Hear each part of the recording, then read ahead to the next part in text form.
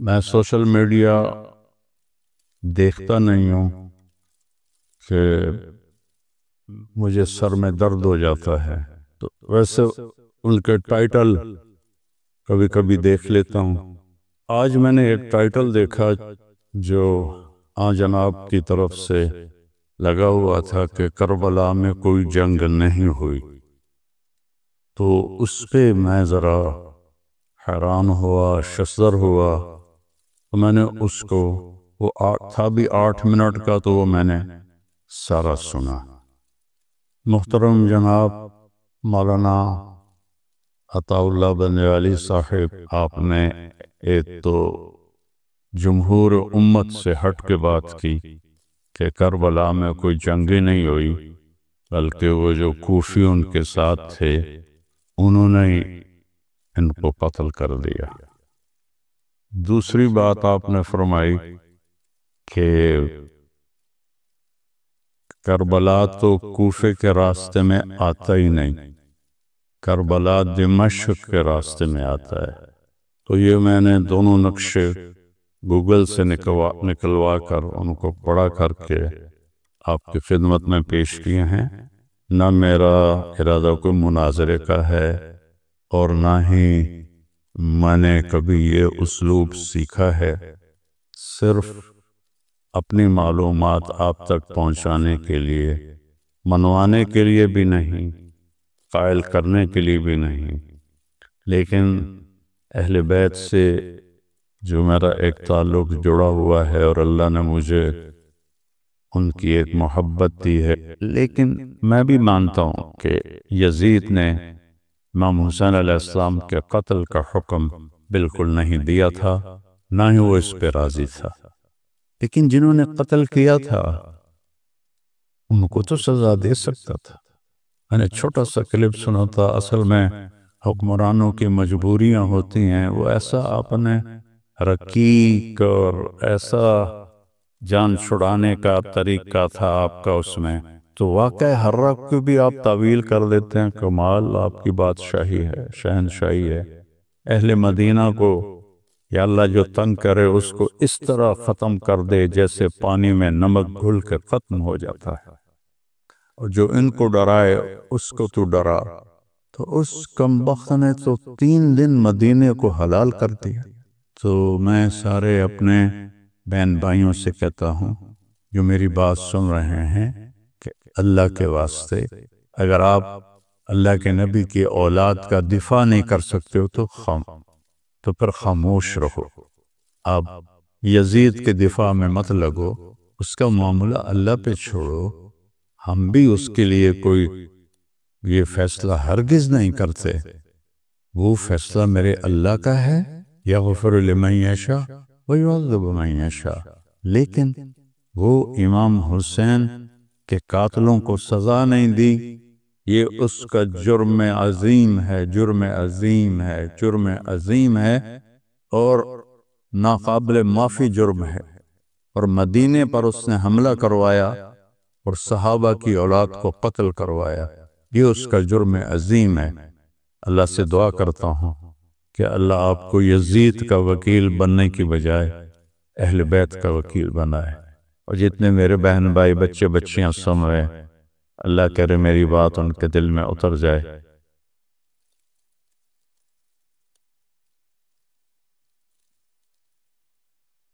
السلام علیکم ورحمۃ اللہ وبرکاتہ۔ بسم اللہ الرحمن الرحیم، والصلاة والسلام علی سیدنا و مولانا محمد وعلی آلہ و اصحابہ اجمعین، اما بعد۔ محترم جناب مولانا عطا اللہ بنجالی صاحب اور تمام معزز سامعین، بہن بھائی، بچے بچیاں جو بھی سن رہے ہیں، اس وقت خاص طور پر میں آپ سے مخاطب ہوں۔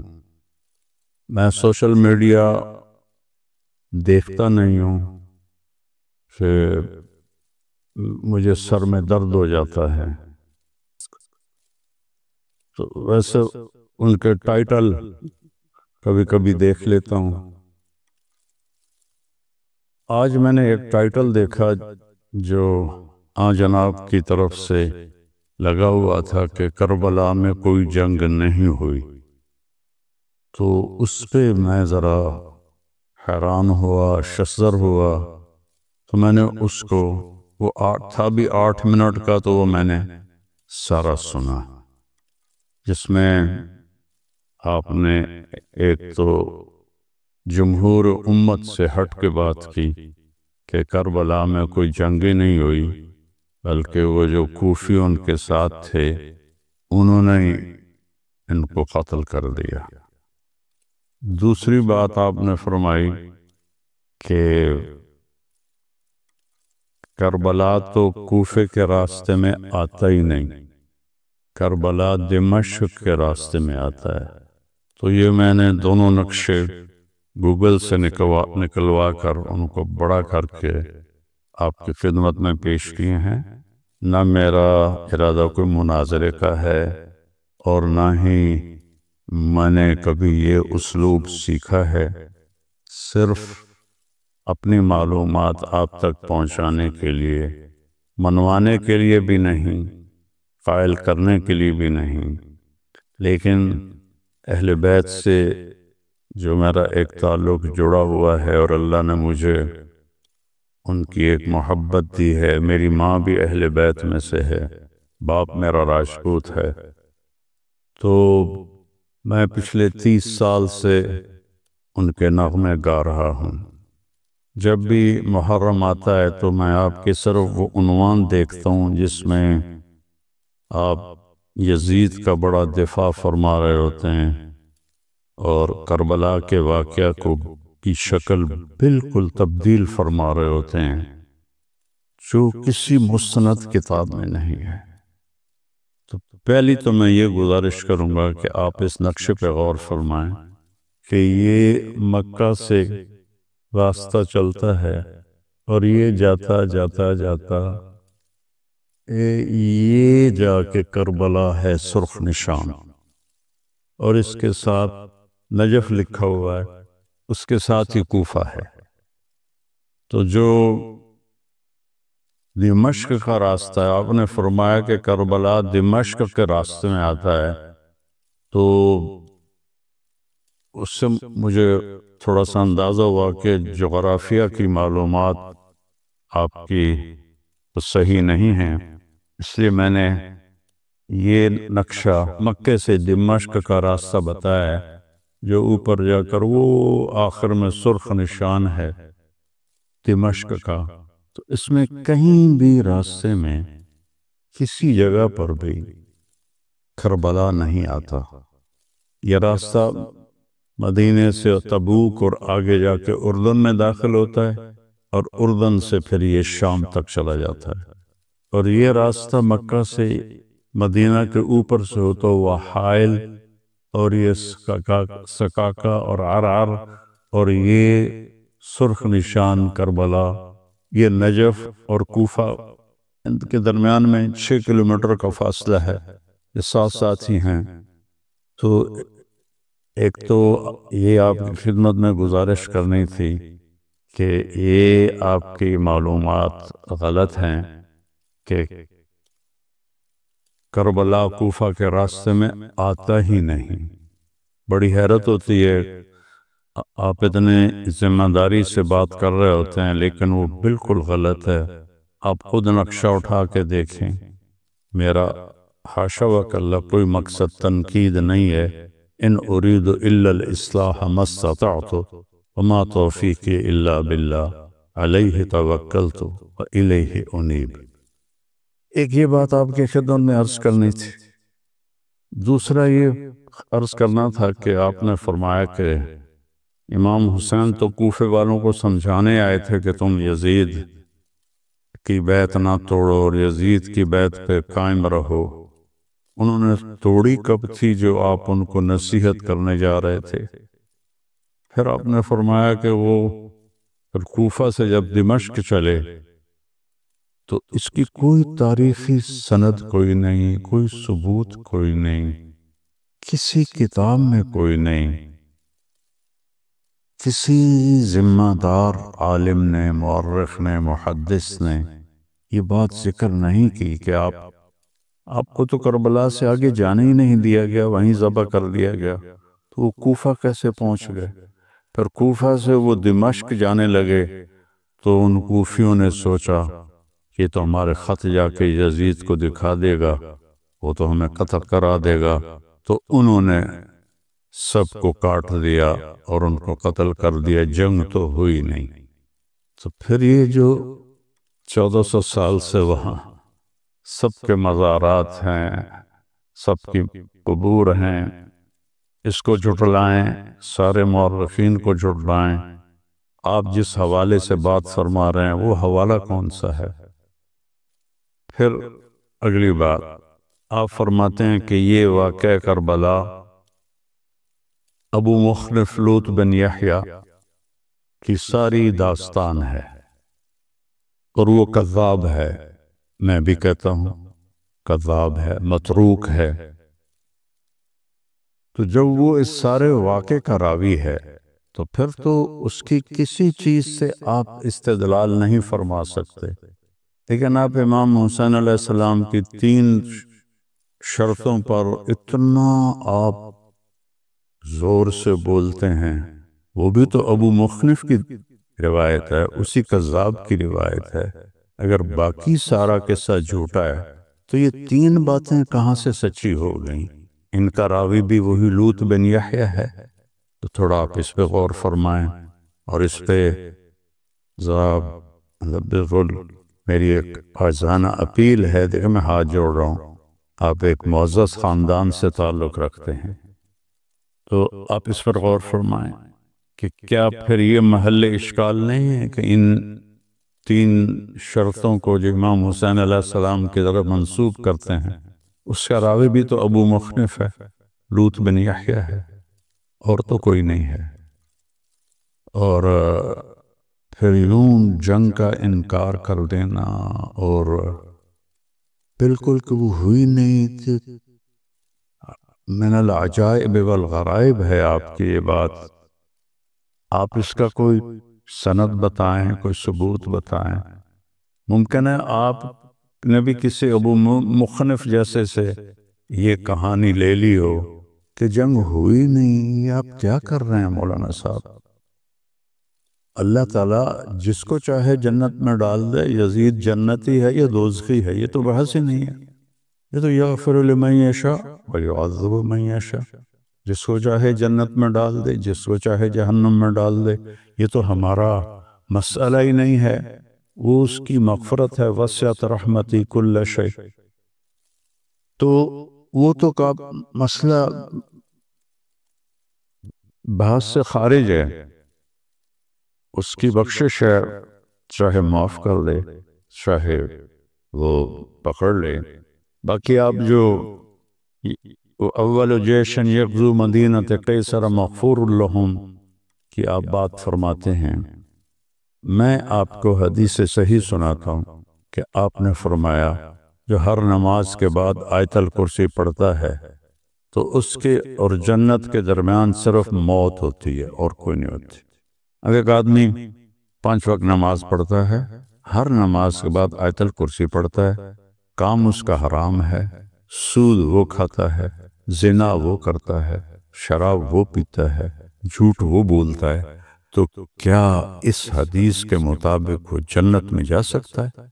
اللہ چاہے تو لے جائے، کوئی اس میں اللہ کے لیے کوئی شے بعید نہیں، لیکن جو شریعت کا قانون ہے ایک بات کے ساتھ اور کئی چیزوں کو ملا کے پھر نتیجہ نکالا جاتا ہے۔ تو آپ نے یزید کے بارے میں کہا کہ وہ اس کا امیر تھا لشکر کا، لیکن میں بھی مانتا ہوں کہ یزید نے امام حسین علیہ السلام کے قتل کا حکم بالکل نہیں دیا تھا، نہ ہی وہ اس پہ راضی تھا، لیکن جنہوں نے قتل کیا تھا ان کو تو سزا دے سکتا تھا۔ میں نے چھوٹا سا کلپ سنا تھا، اصل میں حکمرانوں کی مجبوریاں ہوتی ہیں، وہ ایسا آپ نے رقیق اور ایسا جان چھڑانے کا طریقہ تھا آپ کا اس میں، وہ اصل میں بادشاہوں کی کچھ کمزوریاں ہوتی ہیں، کچھ مجبوریاں ہوتی ہیں۔ اہل بیت کے قاتلین کو قتل نہ کرنے میں کیا مجبوری تھی؟ یزید تو کوئی 90 لاکھ مربع میل پر حکومت کرتا تھا، اور 3-4 ہزار کو قتل کروانا، اور ابن زیاد کو، عمر بن سعد کو قتل کروانا اس کے لیے کیا مشکل تھا؟ 3 بر اعظم پر اس کی حکومت، تو اس میں وہ قصوروار ہے، مجرم ہے۔ میں اس کے جہنمی ہونے کا فیصلہ نہیں کر رہا ہوں، وہ اللہ ہے، جس کو چاہے جنت دے، جس کو چاہے جہنم دے، اس میں ہمارا کوئی دعویٰ نہیں ہے۔ پھر جو واقعہ آپ اس کا بھی انکار کرتے ہیں، کیسی عجیب بات ہے، ہنسی آتی ہے کہ لگتا ہے تاریخ آپ نے پڑھی کوئی نہیں ہے۔ میں تاریخ کا طالب علم ہوں، میں 40 سال سے تاریخ پڑھ رہا ہوں۔ جب میں اسکول پڑھتا تھا میں نے وہاں سے تاریخ شروع کی تھی، پھر عربی کی تاریخ ساری اللہ نے مجھے پڑھنے کی توفیق دی۔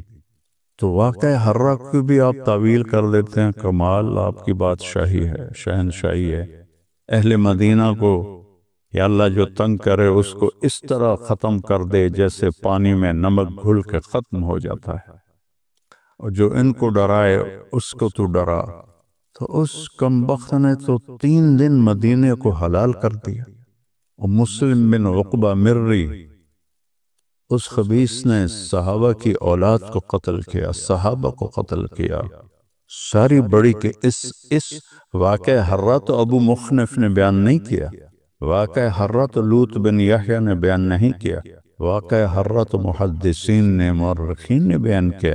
آپ اس میں بھی ڈنڈی مار جاتے ہیں اور تعویل کر جاتے ہیں۔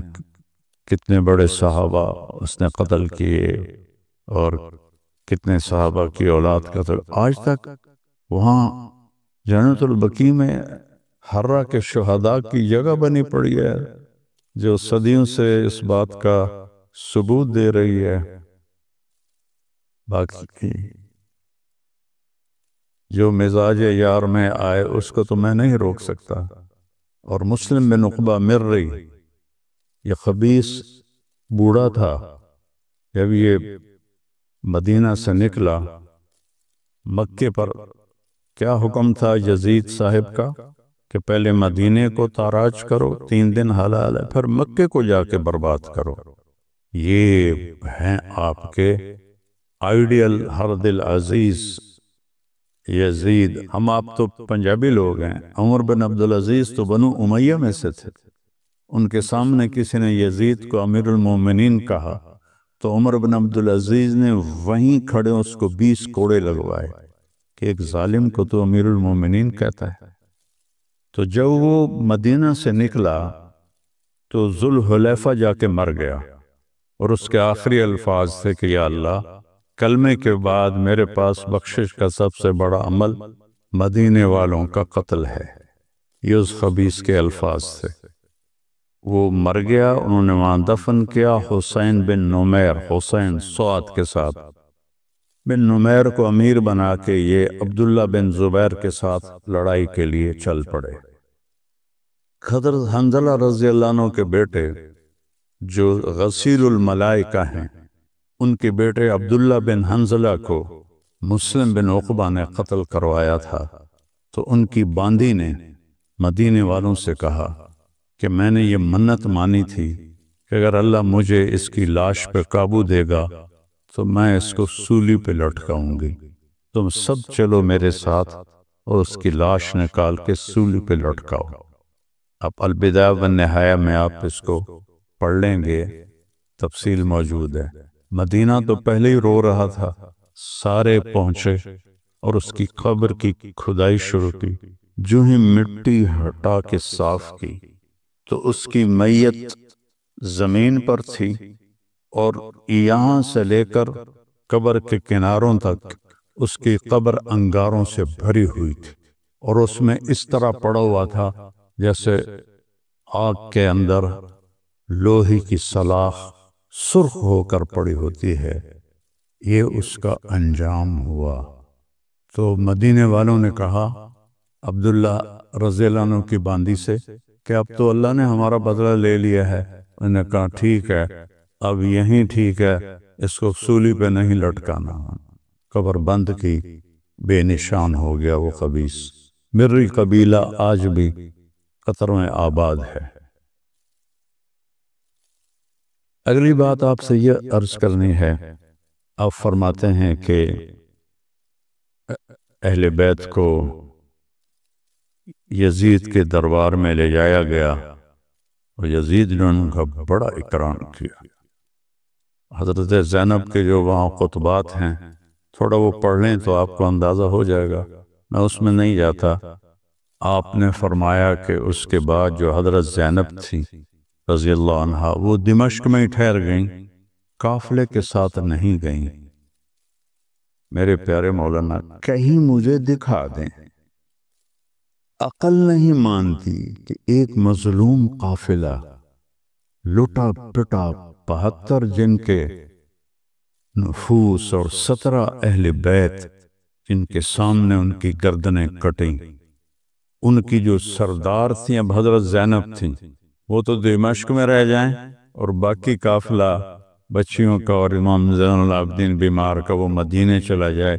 کسی تاریخ کی کتاب میں یہ نہیں ہے، کسی مستند تاریخ میں نہیں، عقل بھی نہیں مانتی اور علم بھی نہیں مانتا کہ ایسے قافلے کو تنہا چھوڑ کے وہ وہاں رہ جائیں اور وہ اکیلے وہاں چلے جائیں۔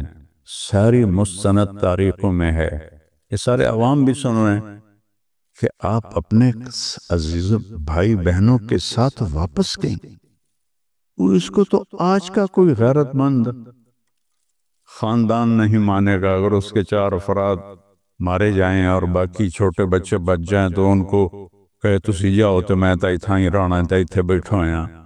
یہ تو ہمارے دنیا میں کہیں یہ ثقافت نہیں ہے۔ آپ اس کو حضرت سیدہ زینب کے ساتھ جوڑتے ہیں، ان پر بہتان لگاتے ہیں۔ آپ وہ واپس گئی ہیں۔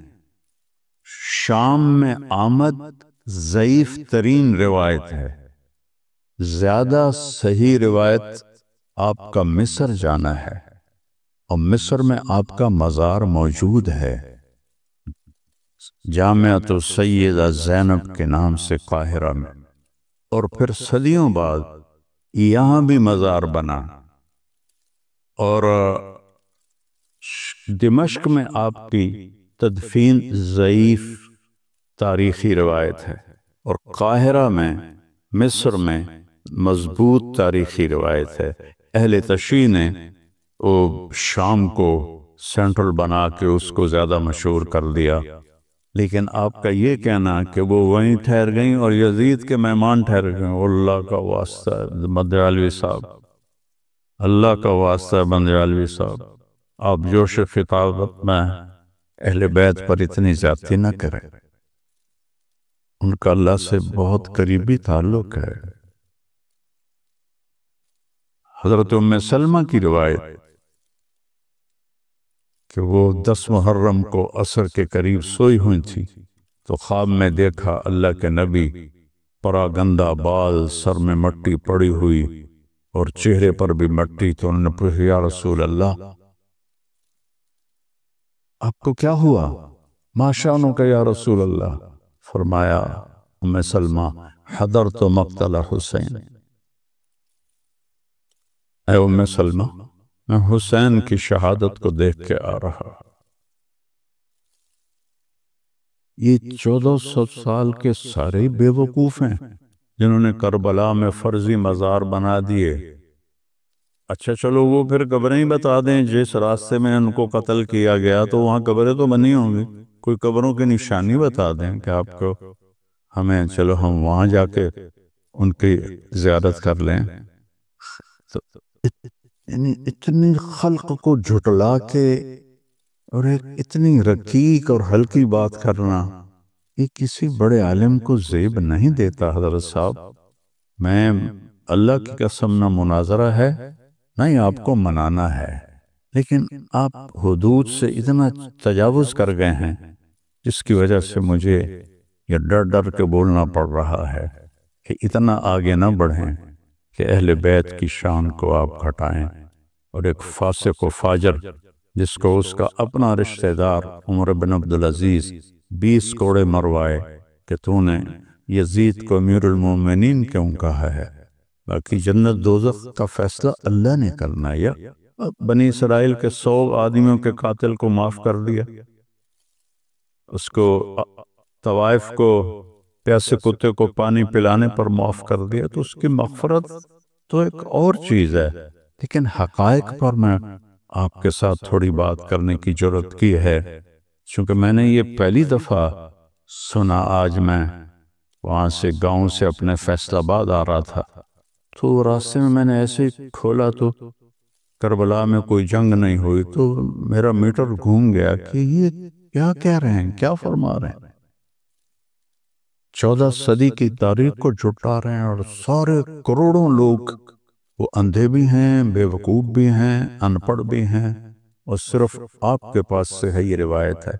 تب ان امام حسین کے 3 شرطوں کو کیوں دلیل بناتے ہیں؟ وہ تو ابو مخنف کی روایت ہے، لوط بن یحییٰ جس کو آپ پہلے کذاب کہتے ہیں، پھر اسی کی آپ لے کر اور اگر لوگوں کو بندیالوی یوں کہہ رہا ہے اور بندیالوی یوں کہہ رہا ہے، ایسے بڑے بول سے بچنا چاہیے۔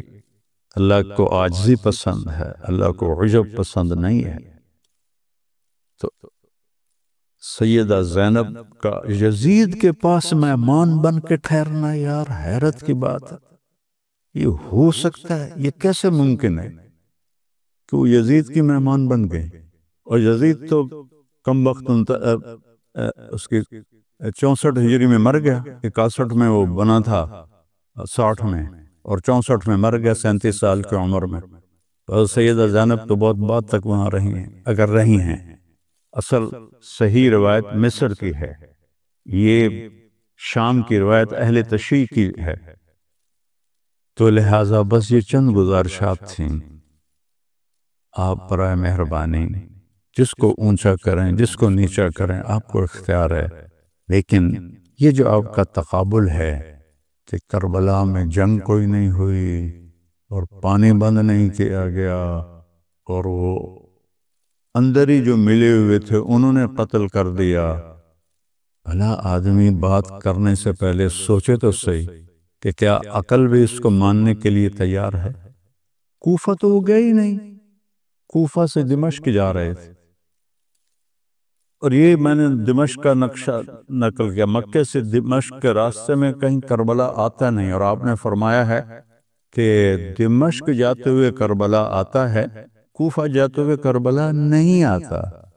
تو میں سارے اپنے بہن بھائیوں سے کہتا ہوں جو میری بات سن رہے ہیں کہ اللہ کے واسطے اگر آپ اللہ کے نبی کی اولاد کا دفاع نہیں کر سکتے ہو تو پھر خاموش رہو، آپ یزید کے دفاع میں مت لگو، اس کا معاملہ اللہ پہ چھوڑو۔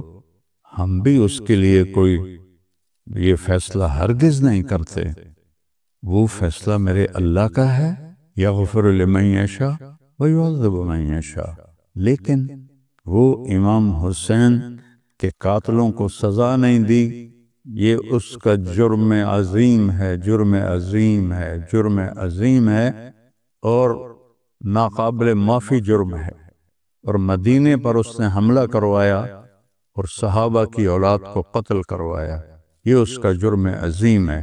پھر وہ لشکر مکے پہنچا یزید کے حکم پر، حسین بن نمیر کی قیادت میں، وہاں جا کے انہوں نے جب وہ مکے کا محاصرہ کیا تو خبر آ گئی کہ یزید مر گیا ہے، تو حضرت عبداللہ بن زبیر نے کہا کہ حسین بن نمیر سے مات طاغیتکم، تمہارا طاغیہ، تمہارا فرعون مر گیا ہے، یہ عبداللہ بن زبیر کے الفاظ ہیں۔ تو میں نے جو کچھ کہا ہے بہت احتیاط سے کہا ہے، پھر بھی اگر اس میں آپ کی شان میں کوئی گستاخی ہوئی ہو، یہ میں سب کے سامنے آپ سے ہاتھ جوڑ کے معافی مانگتا ہوں۔ میرا مطلب آپ کی دل آزاری نہیں ہے۔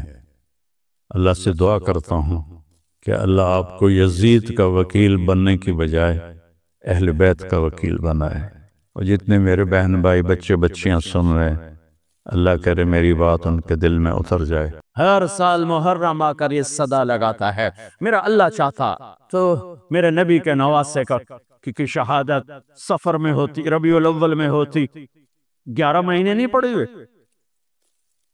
ربیع ثانی میں ہوتی، جمادی الاولی میں ہوتی، جمادی الثانی میں ہوتی، رجب میں ہوتی، شعبان میں ہوتی، رمضان سب سے بہترین مہینہ رمضان میں ہوتی، شوال میں ہوتی، ذوالقعدہ میں ہوتی، ذوالحج میں، محرم میں کیوں رکھا ہے کہ ہر سال، ہر آنے والا سال ہم تو اندھے ہو کے گزر جاتے ہیں اپنے سال سے، اور جنوری کے سال میں سارے بیدار ہوتے ہیں، ٹھیک ہے، وہ بھی میرے اللہ کا بنایا ہوا ہے، یہ بھی میرے اللہ کا بنایا ہوا ہے، لیکن اسے اس امت کی جھولی میں محرم کو ڈالا اور باقیوں کی جھولی میں جنوری کو ڈالا۔ اللہ تعالیٰ نے اس مہینے کے اندر، اگرچہ یہ مہینہ شروع سے کوئی مقدس چلا آ رہا ہے، محرم میں اللہ نے آدم علیہ السلام کی توبہ کو قبول کیا۔ محرم، اماں ابا کی ملاقات ہوئی 10 محرم میدان عرفات میں۔ دوسرا بڑا واقعہ 10 محرم نوح علیہ السلام کی کشتی جودی پہاڑ پہ جا کر ٹکی۔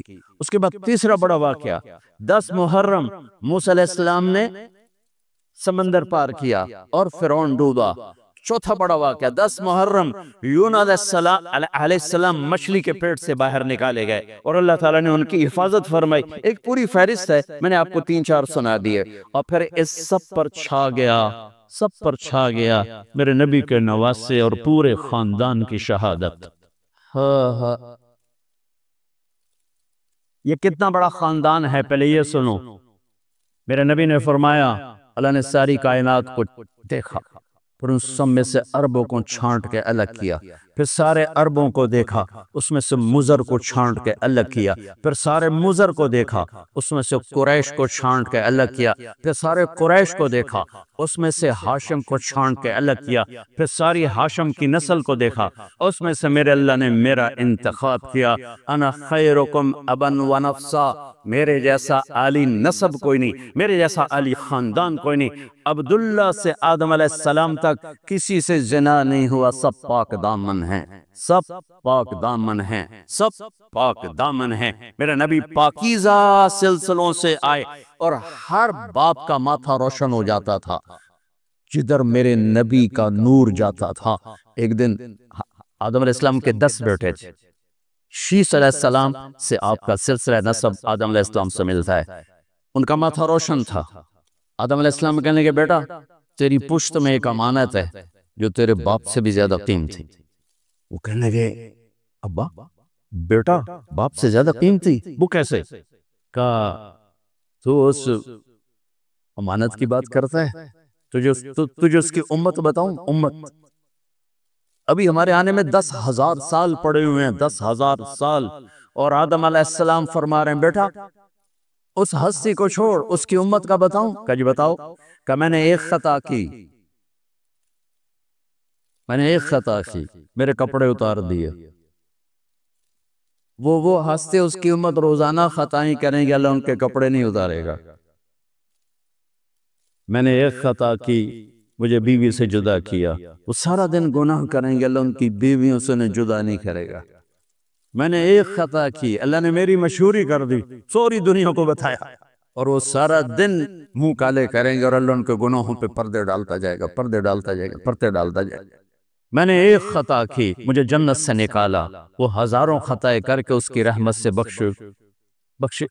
بخشش پا کے جنت میں جائیں گے۔ میں نے ایک خطا کی، میری توبہ کے لیے 40 برس لگے، اور وہ ساری خطائیں کر کر ایک بول بولیں گے اللہ معاف کر، اللہ ان کے ساری معاف کرے، اللہ ان کے ساری معاف کرے۔ ہر ایک کا ماتھا روشن ہو جاتا تھا، نور نبوت چمکتا نظر آتا تھا۔ اس لیے بہت بڑے علماء کی بڑی مضبوط دلائل ہیں کہ آزر، اگرچہ نسب نامے میں آزر ہی آتا ہے، لیکن آزر آپ کے چچا ہیں، باپ نہیں ہیں، چچا ہیں، چونکہ چچا کو بھی اب کہتے ہیں، باپ کے لیے والد کا لفظ ہے، والد سب باپ کو کہتے ہیں، اور اب چاچا کو بھی کہتے ہیں، باپ کو بھی کہتے ہیں، دادے کو بھی۔ نعبد الہک و الہ آبائک ابراہیم و اسماعیل و اسحاق الہا واحدا۔ یعقوب علیہ السلام کی اولاد کہہ رہی ہیں کہ ہم آپ کے ابا کی کہ رب کی عبادت کریں گے، کون؟ ابراہیم، اسماعیل، اسحاق۔ ابراہیم دادا، اسماعیل چاچا، اسحاق والد۔ وَقَانَ أَبُوهُمَا صَالِحًا، وہ میں نے دیوار سیدھی کر دی کہ ان کا باپ نیک آدمی تھا۔ 7ویں پشت کا دادا، اس کے لیے اب کا لفظ استعمال ہو رہا ہے، اب کا لفظ استعمال ہو رہا ہے۔ اور ابراہیم علیہ السلام بیت اللہ بنانے کے بعد دعا مانگ رہے ربنا اغفر لی ولوالدی۔ ان کے باپ اگر کفر پہ مرے ہوتے تو ابراہیم علیہ السلام یہاں یہ دعا نہیں مانگ سکتے تھے کہ اللہ مجھے معاف کر، میرے والدین کو معاف کر، ربنا اغفر لی ولوالدی یوم یقوم الحساب۔ اس دعا کا مانگنا یہاں والد کا لفظ استعمال کیا، باپ کا لفظ، اب کا لفظ استعمال نہیں کیا، والد کا لفظ استعمال کیا کہ والد صرف باپ کو کہتے ہیں، اب چاچے کو، دادے کو، پردادے کو، سب کو اب کہا جا سکتا ہے۔ تو بڑے بڑے علماء کی رائے ہے کہ آپ کی نسل میں کوئی بت پرست نہیں آ سکتا، یا دین فطرت ہے یا ایمان ہے، یا دین فطرت بھی ایمان ہے کہ بت پرستی سے پاک ہیں۔ آپ نے کہا سعید بن زید کے والد تھے زید بن نفیل، تو اللہ کے نبی کے آنے سے پہلے انتقال کر گیا۔ وہ بیت اللہ سے ٹیک لگا کے بیٹھا، کہتے ارے قریش، اللہ کی قسم یہ پتھر کے بت ہیں، نہ نفع دیتے نہ نقصان، یہ اس کائنات کے مالک نہیں ہو سکتے، اس کائنات کا کوئی مالک ہے پتہ نہیں کون ہے، پر کوئی ہے مجھے پتہ ہوتا میں اس کی پوجا کرتا۔ تو آپ نے سعید بن زید عشرہ مبشرہ میں سے 8-10 بڑے ٹاپ 10 صحابہ، ابو بکر جنتی، عمر جنتی، عثمان جنتی، علی جنتی، طلحہ جنتی، زبیر جنتی، سعد بن ابی وقاص جنتی، عبد الرحمن بن عوف جنتی، ابو عبیدہ جنتی، سعید بن زید یہ جنتی۔ تو آپ نے کہا سعید میں تیرے باپ زید کو جنت میں دیکھتا ہوں، تیرے باپ زید کو میں جنت میں دیکھتا ہوں کہ وہ بت پرستی سے بیزار رہے، تو میرے نبی کی نسل کوئی بت پرست نہیں آ سکتا جو آپ کی شان اور آپ کا مرتبہ ہے۔ آپ کو سب سے عالی، اگرچہ محدثین آذر کا نام لکھتے ہیں اس میں، لیکن اب یہ تو قیامت کا دن نہیں پتہ چلے گا، لیکن وجدان یہ کہتا ہے، دل کا یقین یہ کہتا ہے کہ میرے نبی کی نسل پاکیزہ ہے، ماتھے پہ نور نبوت آتا ہے، ہاشم بازار سے گزر رہے ہیں، اور آگے یہودی عورت آپ کو دیکھتی مدینے میں، وہ کہتی ہاشم ایک رات گزارو گے میرے ساتھ، ایک رات گزارو گے میرے ساتھ؟ وہ فرمانے لگے میں عزت دار سردار آدمی، تو مجھے برائی کی دعوت دیتی، یہ کیسے ہو سکتا؟ وہیں ان کی شادی ہو گئی حضرت سلمہ بنو نجار میں، جو عبد المطلب کی والدہ۔ 3-4 دن گزرے تو وہ عورت بازار میں ملی، تو آپ نے کہا کہ بی بی تو مجھے گناہ کی دعوت دیتی ہے تو شادی کر لے، وہاں تو شادیاں کثرت سے کرتے تھے، شادی کر لے۔ اس نے یوں دیکھا، کہنے لگی ہاشم مجھے غلط نہ سمجھو، میں بہت عزت دار ہوں، میں نے تیرے ماتھے پر آخری نبی کا نور دیکھا تھا، میرا جی چاہا وہ میرے پاس آ جائے، لیکن وہ تو سلمہ لے گئی، مجھے کوئی حاجت۔ دوسرا واقعہ آپ کے والد مبارک کے ساتھ پیش ہے، حضرت عبداللہ رضی اللہ تعالیٰ عنہ کے ساتھ پیش آیا۔ آپ بازار میں جا رہے ہیں، ایک عورت نے آپ کو دیکھا، کہنے لگی عبداللہ تیری جان بچنے پہ 100 اونٹ لگے تھے، 100 اونٹ، تو 100 اونٹ میں دیتی ہوں، ایک رات میرے ساتھ گزار لے، ایک رات، نور نبوت دیکھا تھا۔ نہیں میں عزت دار آدمی، میں یہ نہیں کر سکتا۔ بالکل دادے والا واقعہ پیش آیا۔ چند دن بعد حضرت آمنہ سے شادی ہو گئی، وہ نور نبوت ادھر منتقل ہو گیا، وہ بازار میں ملی خاتون، انہوں نے فرمایا شادی کر لے، تو اس نے یوں دیکھ کر کہا عبداللہ مجھے غلط نہ سمجھنا، میں عزت دار خاتون ہوں، تیرے ماتھے پہ آخری نبی کا نور تھا، وہ آمنہ لے گئی۔